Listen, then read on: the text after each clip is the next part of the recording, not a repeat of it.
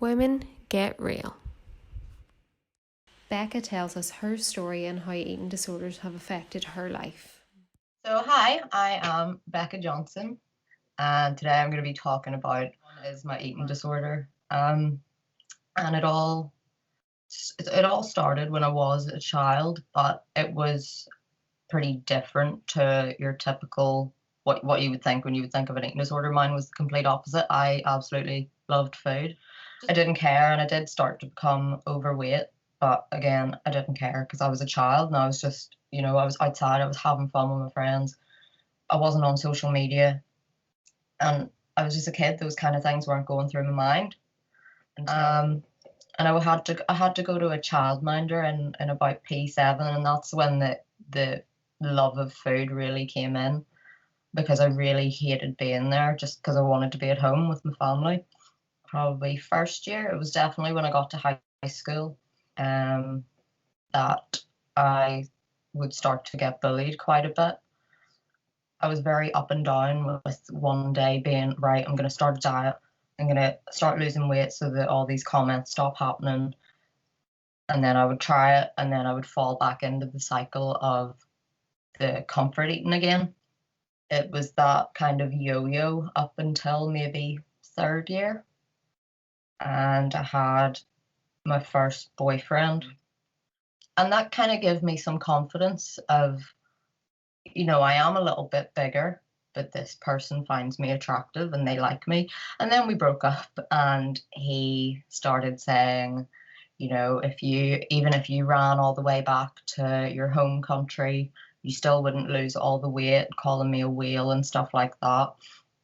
And that's kind of always, even though I was like 13, 14, I was like 13, it's kind of stuck with me that it was almost as if they were pretending to like me.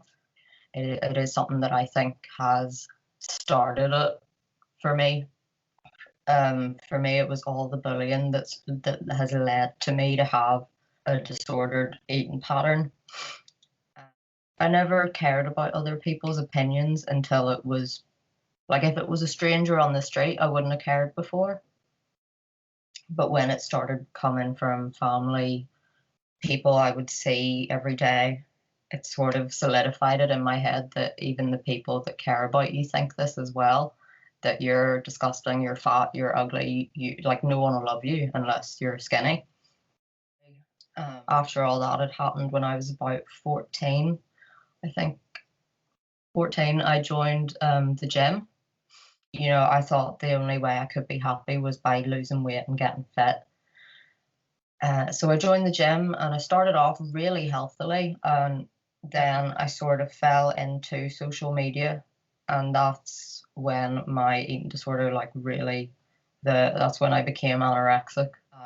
I found Tumblr and Instagram, and I lived and breathed thinspo posts, and it started every day. I was waking up more miserable than I had ever been before. I was I had a mirror across from my bed, so I would wake up and immediately do body checks, because when I looked in the mirror, it had gone from me seeing that progressive weight loss to becoming healthy. It had, like, frozen, and all I could see in the mirror, and I still have it now. I developed body dysmorphia, where I can only see myself in the mirror as that overweight 10-year-old girl. I would go, like, I was trying to be healthy, but I wasn't at all. I was smoking and I wasn't eating and I was over exercising, because all I could think about was how many calories, if I go to the gym, because obviously it has the little number on the machine, how many calories you burn. That was all that was on my mind every single day. And at that time, I wasn't really educated on how many calories you actually burn in a day. I had never thought about, because I'd never talked about it. I'd never really learned about it. That, even while you sleep, you're burning calories just by sitting here. I'm burning, but I didn't know that. So I thought the only calories I was burning was when I was exercising. I got an app, and that just made it so much worse because I would track everything that I'd eaten in the day, and I would obviously not know all the other calories that I've burnt just from being alive. So I would be like, "Oh my God, I've eaten all this food and I've only burned this much. I'm gonna wake up tomorrow and I'm gonna have gained weight."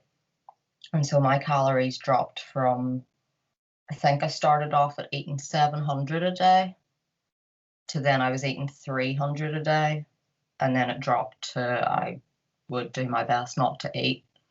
Because if I had a day where I had exercised loads and I hadn't eaten, I would treat myself to a petit filet yogurt. Every day that I didn't go to the gym, I would snap at people. I wouldn't talk to people. If I came home, I just hated feeling like that all the time. And that lasted from I was about 14 till I was 16.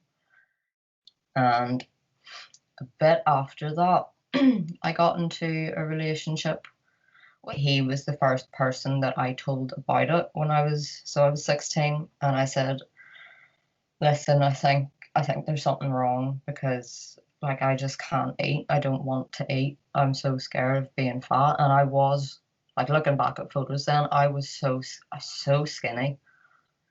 He encouraged me to maybe talk to a family member. All that I just woke up one day and I sat my sister down and I was like, "I'm pretty sure I've got an eating disorder because it's all I look at, it's all I think about. I don't care about anything else other than being skinny." And she listened to me and she was like, "Yeah, like obviously we can all see that, you know." And everyone had noticed that change, not just physically, but in my personality. I was just a completely different person. Like I was coming home from school so exhausted that I would go for a nap at 6 o'clock and I wouldn't wake up till the next day just because I didn't have the energy to get up again. So I wouldn't. Um, and so we went to the GP, and as soon as I got a random doctor to speak to, and I told him everything, and I instantly got referred from that. And so in about I think 2 months after that, I had an appointment for an assessment. I had an assessment at Beechcroft um, Hospital, which is so I was I think I was 16 at the time. So that's the Child and Adolescent Mental Health Service, and I think they specialize in eating disorders. So I went, and it was about a 2-hour assessment, and I came away, and they were like, "Yeah, so diagnosed you with depression, anxiety, anorexia with um, bulimic tendencies." I wasn't a bulimic. I don't know if, but I just feel like there wasn't support and guidance to really to deal with this. Like, still don't know how to get on with my life, and I did have an appointment with a psychiatrist. But I just begged this woman to please, like, give me antidepressants because if I end up being discharged, exactly where I'm going to go again. So I was discharged, and I had been on the antidepressant of months, I'd say. I was really disappointed that they had just kind without really. I sort of knew this is something I'm going to live. But at least I have that medication that's helping, and the eating disorder never went. The voice was, and then when I was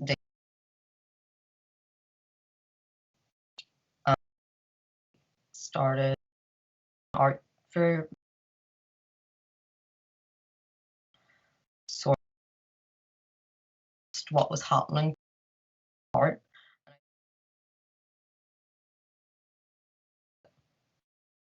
this is something that makes me feel good. But I find for me, if every day that I'm in uni and I'm in my sketchbook,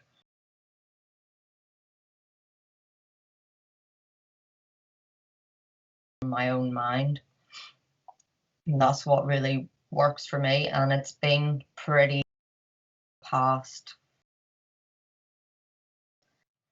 lockdown, and so I've missed most of my university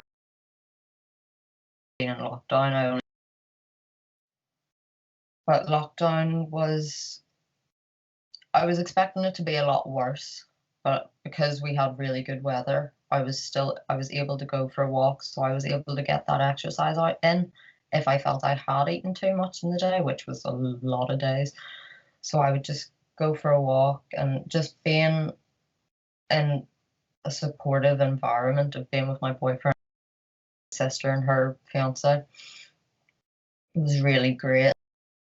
See my parents every so often, and it was just, I had no university to go to. I was lost my job, and I thought, oh my god, like, how am I ever going to get, like, this is happening, nowhere's open, how will I ever get a job? And I was just miserable all the time, and I did turn to food again a little bit.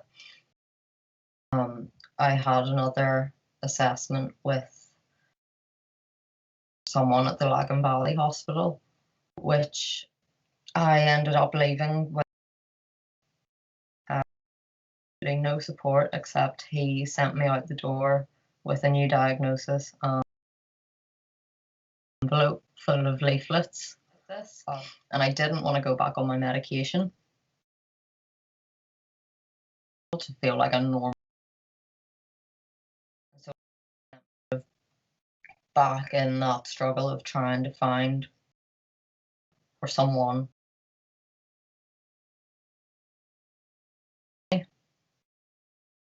I know therapists are through the NHS. Really myself back on my medication. I can't remember how I can feel, and I am feeling a bit happier.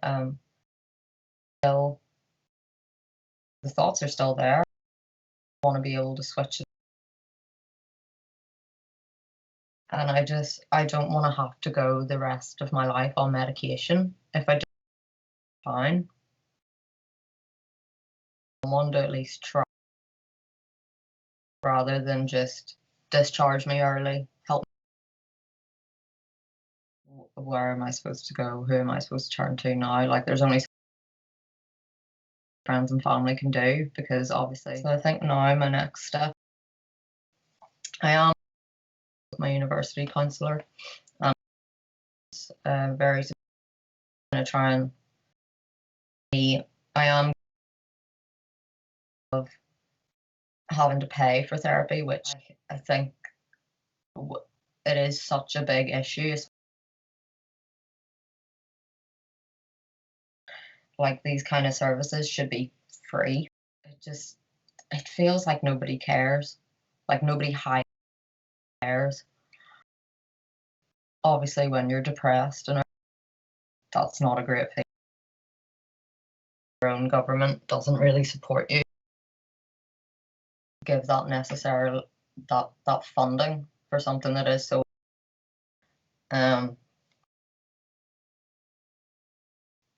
After there's in art, so that my bit, because I knew from I started going to Beechcraft, I knew that that was what I wanted to do. I just instantly knew that